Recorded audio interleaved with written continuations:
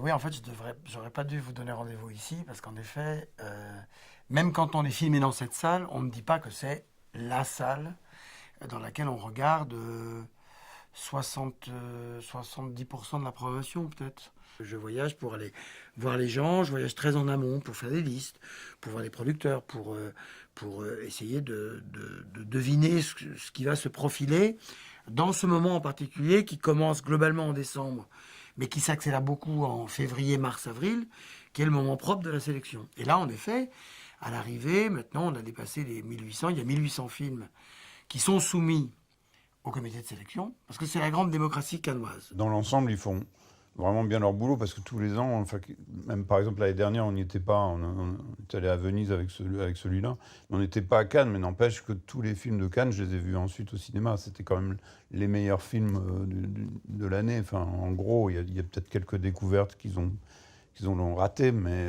sur l'ensemble, on peut pas dire. Vous avez fait un film, quel qu'il soit, vous avez le droit de postuler. Et le film sera vu. Vous avez fait un film avec un iPhone à la maison, et vous en êtes fier, ben envoyez-le. Bon. Et donc, moi, je ne vois pas tous ces films-là, bien sûr. Je suis secondé et de manière très précieuse par un comité pour les films étrangers, un comité pour les films français, composé chaque fois de 3 à 4 personnes. Et puis, on a même créé, il y a quelques années, ce qu'on appelle le troisième comité, qui sont des jeunes gens très cinéphiles, très gourmands, très passionnés par le cinéma, qui, eux, voient tous les DVD, le tout venant. Soprattutto quando vieni a sapere il numero di film che i selezionatori di Cannes hanno visto prima di arrivare a quei 15-20 film che metteranno in concorso.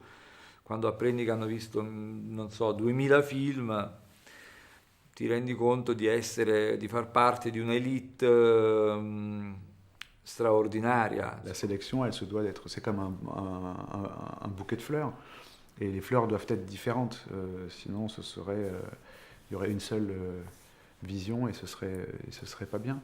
C'est un peu comme quand vous êtes au collège, vous savez pas si vous allez, vous savez pas si vous allez sortir avec quelqu'un, mais vous êtes content d'être invité à la boum, quoi.